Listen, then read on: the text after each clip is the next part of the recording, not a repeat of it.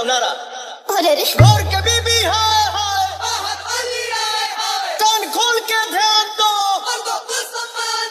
कान खोल के ध्यान दो। अब गाना गाओ, गाना गाओ। जगह बैठो तने कुछ के ना गाम पड़ुए, चाय पोती पोती खत्म बड़ुए। ऐसन रहल मत हम का करी, रोज यही हाल होगा तो घर में हड़ताल होगा। सुनो हमारा से लड़ा बुझे भारी भारी, चूल्हा लगे जारी।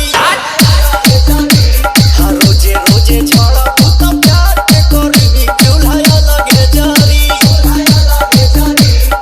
अच्छा हाँ रे, अच्छा हाँ रे। अच्छा। अरे नारा लगाओ नारा। अरे रे और कभी भी है कान खोल के ध्यान दो, कान खोल के ध्यान दो। अब गाना गाओ, गाना गाओ।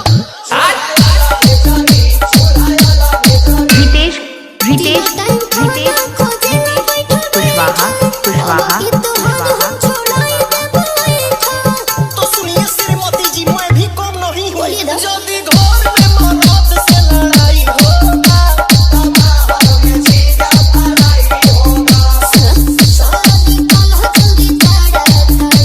ये गाना चल रहे गंडगोल हो गए गंडगोल। हमारा से लड़ा बुझे भारी भारी, चूल्हा लगे जारी। हाँ रोजे रोजे झड़ा पुता प्यार के करी, चूल्हा लगे जारी। रितेश रितेश रितेश रितेश कुशवाहा कुशवाहा कुशवाहा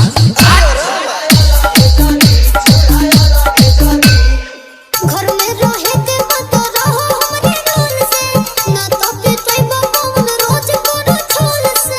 हाँ तुम्हारा हो कल चूल्हा में लुका दे। अतरा अभी हिम्मत। सब सननो गुलामी करी है।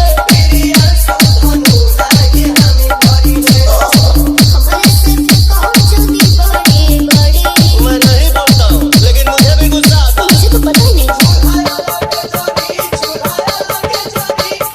हमारा से लड़ा बुझे भारी भारी, चूल्हा लगे जारी।